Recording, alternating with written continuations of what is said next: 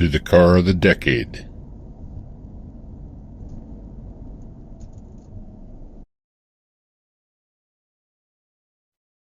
Is the Bugatti isn't perfect long before Bugatti became a name whispered among billionaires and collectors. It began in the unlikeliest of places, a dimly lit basement in Germany. From the hands of a young man with no formal engineering degree came a machine so advanced it stunned experts, but Iter Bugatti's story is no fairy tale. It's a saga of ambition, betrayal, tragedy, and rebirth from losing everything in war to seeing his name resurrected in carbon fiber hypercars. This is the astonishing tale of how a poor boy's obsession with perfection created the best hypercar in the world. And it all started with a single prototype. The artist's son, Bugatti's early life, Ettore. Arco Idoro Bugatti was born on September 15, 1881 in Milan, Italy, a city that pulsed with beauty, elegance, and craft. His father, Carlo Bugatti, was already a name in Europe, a celebrated designer of furniture, jewelry, and silverware. Carlos's creations were admired for their bold shapes and intricate craftsmanship. His work blurred the line between function and sculpture. That devotion to form and beauty shaped the air. Edo breathed where others saw machinery. As cold and lifeless, he saw elegance and movement and poetry and pistons. His moment of clarity came around age 16, when he was gifted a tricycle Ate. Didn't just ride it. He took it apart, modified the chassis, adjusted the gearings, and reassembled it into something faster and more balanced. His father watched closely. Carlos saw in his son's careful, deliberate improvements the same dedication he brought to his furniture. This wasn't childish tinkering, it was vision, and vision needed to be nurtured. Encouraged by his father, Ed took an apprenticeship at Prinetti and Stue. This Milan firm was known for making bicycles and sewing machines. It was here that he was first allowed to truly experiment with engines. By 17, Ettore had designed his first working vehicle, a motorized tricycle powered by twin Dion engines. This machine, known today as the Type 1, was primitive by modern standards, but groundbreaking for a teenager, and more importantly, it marked his first real step into the world of automobiles. At Prinetti and Stue, Ettore studied gears and frames like an artist studies line and shadow. Though the machines around him were industrial, he treated them like sculptures in progress. This unique approach, blending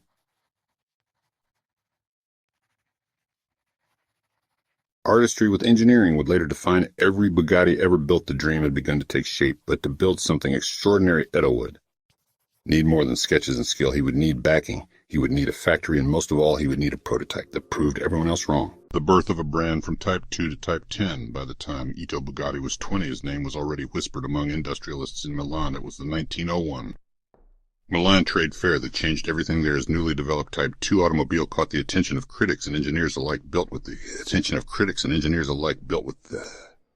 help of Count Guglielmi, an early backer who saw promise in it. Type 2 wasn't just another car, it was a mechanical sculpture, a marriage of precision engineering and aesthetic restraint. The French Automobile Club awarded it a prize. The buzz around the young Italian designer had begun. That buzz turned into a job offer. Baron Adrian Dietrich, owner of a vehicle firm in Alsace, hired E.T. as technical director. At just 20 years old, E.T. was responsible for designing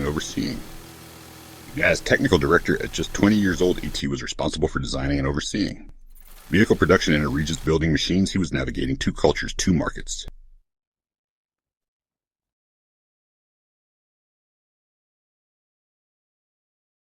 In Germany, he wasn't just building machines, he was navigating two cultures, two markets. In a rapidly evolving industry under Dietrich, Ed produced a series of prototypes from Type 3 to Type 7. These cars sold reasonably well and earned the badge Dietrich Bugatti, but they were also bound by limitations. Dietrich prioritized sturdy, large-scale vehicles suitable for the elite and for commercial use. It grew restless. He believed speed didn't need to come in a heavy frame power. It didn't have to mean bulk. His vision was different. And to realize that he needed to come in a heavy frame power didn't have to mean bulk. His vision was different. And to realize that he needed to go his own way in 1900 something in secret. Hatzell left Dietrich after a brief stint partnering with German engine manufacturer Ettore. Began working on something in secret. In the basement of his home in Cologne, by lamplight and with borrowed tools, he began designing a car that broke every convention. By 1909, it was ready. The Bugatti Type 10, compact, graceful, and shockingly light. The Type 10 weighed just 365 kilograms. It was powered by a 1.2L four-cylinder engine, but its speed 80 km/h rivaled much heavier cars. It called it Leiperung, the little thoroughbred. The name was no accident. This wasn't a brute force machining. It was a racer with the spirit of a racehorse, nimble, poised, and quick off the line. With the Type 10 completed, Edo made a life-altering decision. He packed up his family and moved to Molsheim, an old textile town in Alsace there, he rented a disused dye works factory. And in that factory, Automobiles Bugatti was born at nothing but a single prototype and an unshakable belief in his vision. The Type 10 wasn't built for mass appeal. It was built to prove a point. Itura began entering it into races not just to win, but to show the automotive world what a lightweight car could do. Spectators laughed at first. The car looked small and unassuming beside its larger rivals, but when it darted across finish lines and hugged corners with ease, people stopped laughing. They started clapping. This wasn't just the birth of a car, it was the beginning of a philosophy, one that valued precision over excess and design over brute strength. The Type 10 had opened a door, and behind it, Eder had already begun sketching the next chapter, a car even faster, sleeker, and ready for the world stage. The rise of the golden years of racing and luxury. When a Bugatti unveiled the Type 13 in 1910, few predicted it would become one of the most important racing cars of its era, built on the same philosophy that guided the Type 10 lightweight engineering and elegance and design. It took things further. It equipped the car with a 4-cylinder overhead cam engine and introduced 4 valves per cylinder, a rarity at the time. The result, precision, power, and a compact frame. By 1911, the Type 13 had stunned onlookers by taking second place at the French Grand Prix in Le Mans. From that moment, the name Bugatti was on everyone's mouths. Then came World War I. Halted production and temporarily scattered the company. It relocated to Paris and worked on aircraft engines during the conflict. But when the dust settled, he returned to Molsheim, and his workshop roared back to life. The post-war years became a golden age for Bugatti. It resumed production of the Type 13, which now benefited from refinements in weight handling and horsepower. In 1921, at the Brussia Grand Prix, the Type 13 stunned the racing world. Again, finishing first, second, third, and fourth, the car became known as the Type 13 Brussia. By 1925, the model had racked up over 400 victories, around 2,000. Units were produced, a staggering number for a performance car of its time. Its success wasn't limited to a single model. In 1912, he introduced the Type 18, a longer and more powerful car with a 5L engine capable of reaching nearly 100 miles per hour. It gained fame when aviator Roland Gross drove one, earning it the nickname. Gross. Then came the Type 29, affectionately called the cigar due to its narrow bullet-like body. The Type 29 was Bugatti's first car with a full-bodied aerodynamic design, a glimpse into the future, but none of those cars matched the impact of the Type 35, which debuted in 1924 with its sleek, unmistakable curves and a new 8-cylinder engine. The Type 35 wasn't just fast, it was unstoppable. It engineered a hollow front axle to reduce weight and devised a new crankshaft that allowed for higher RPMs without sacrificing durability. It was the car that changed everything from 1924 to 1931. The Type 35 dominated the Grand Prix circuit. It won over 1,000 races, including 5 consecutive Targetticio victories in Sicily. At its peak, it was averaging 14 wins per week. No racing car before or since has come close to matching that level of consistent performance. It became the most successful race car in history. It turned 35 just to when he built it to show that art and engineering didn't have to be opposites. They could be one and the same. As Bugatti's reputation soared, a new face joined the brand, the Taurus Sun.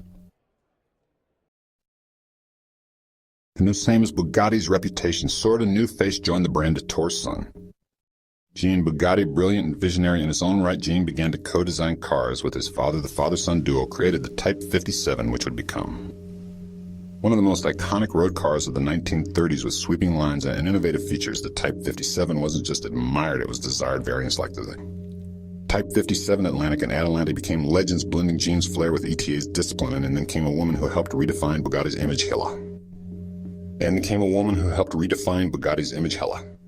Nice, known as the Bugatti Queen, Nice was a fearless racer with a magnetic stage presence. In 1929, she began driving for Bugatti and quickly shattered land speed records for women behind the wheel of a Type 35C. She captivated crowds across Europe, not just with her victories, but with her elegance and grace. She stole headlines from male drivers and gave Bugatti the kind of visibility no ad campaign could buy. In an industry dominated by men, she became an icon, and she became an icon, and she became an icon, and she helped Bugatti cement its place in popular culture. But the road ahead would test everything he had built. Even as Bugatti basked in its golden years, the Bugatti basked in its golden years, the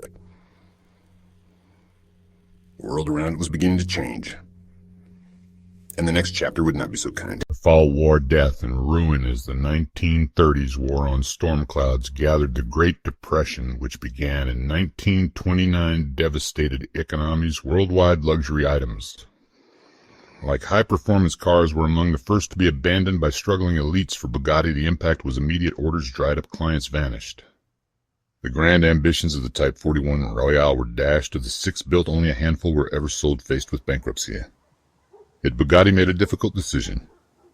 He pivoted away from the opulence of handcrafted automobiles and turned instead to rail transport. In 1931, the French government commissioned him to design high-speed rail cars that responded with the Bugatti Autorail, a sleek, elegant train that was as much a work of design as it was a solution for France's modernizing.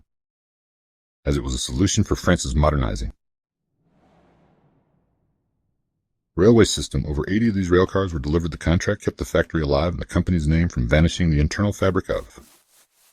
Bugatti was beginning to fray, but the real heartbreak was still to come. On August 11, 1939, John Bugatti took the wheel of the latest evolution of the Type 57, the tank model that had just won at It was a routine test drive near the Molsheim factory, but a cyclist trespassing on the closed test track appeared. Suddenly in Jean's path, swerving to avoid him, Jean lost control of the car and struck a tree. He was killed instantly at just 30 years old, for the loss was crushing. He had already buried his brother Rembrandt. Now he had lost his most gifted child, the one person he trusted to carry Bugatti's vision forward with. His death, something inside.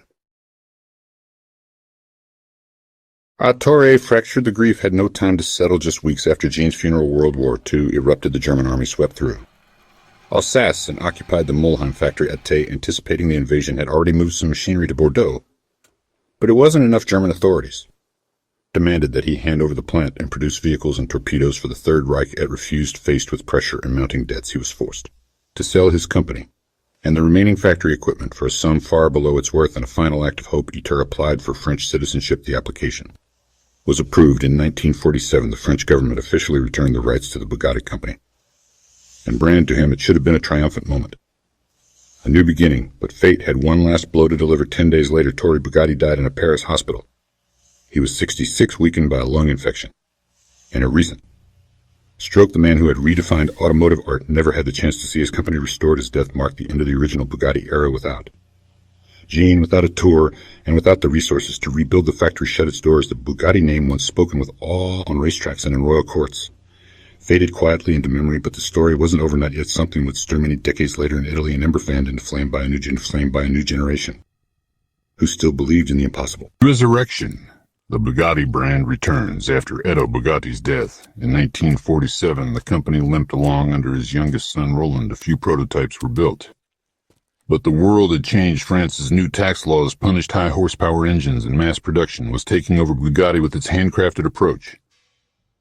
And outdated models couldn't compete. By 1956, production ceased entirely. The once legendary marquee became a relic. It became known more as a collector's memory than a living force. For over 30 years, the Bugatti name sat idle, silent, as if the dream had died with the man who started it in 1998. The brand was rescued.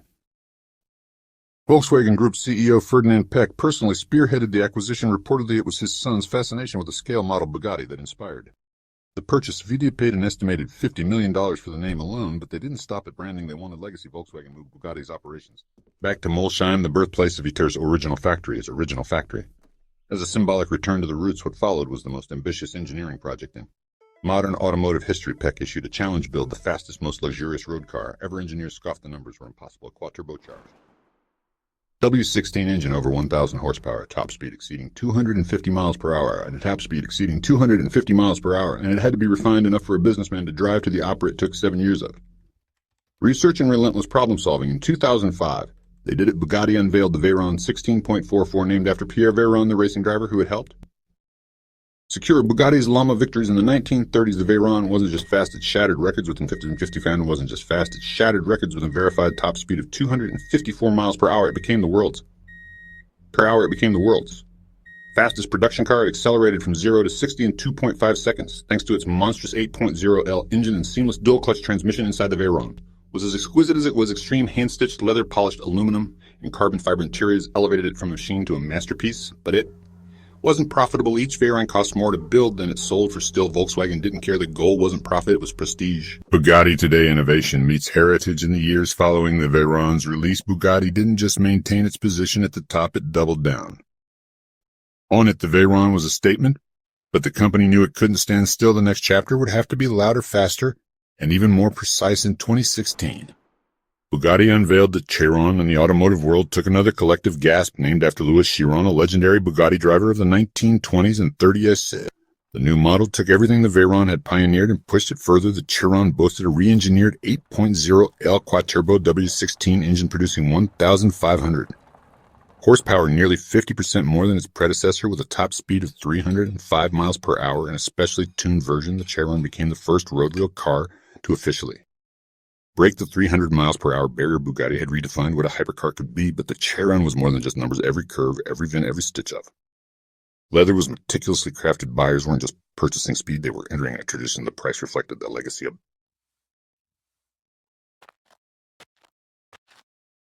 Look at this model Chiron. Just purchasing speed, they were entering a tradition. The price reflected the legacy of base model Chiron.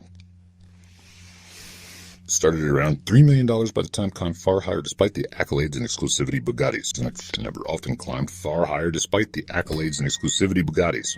Financials told a different story. The brand's engineering masterpieces were rarely profitable. Volkswagen had long treated Bugatti as a crown jewel, a symbol of what was possible when cost was no object. But times changed. By 2021, with tightening emissions regulations and a new focus on electric mobility, Volkswagen began looking for a more sustainable future. The future arrived in the form of Rimac Automoily. The Croatian startup founded by mate Rimac had built its reputation as a pioneer in electric hypercars, and a surprising yet strategic move.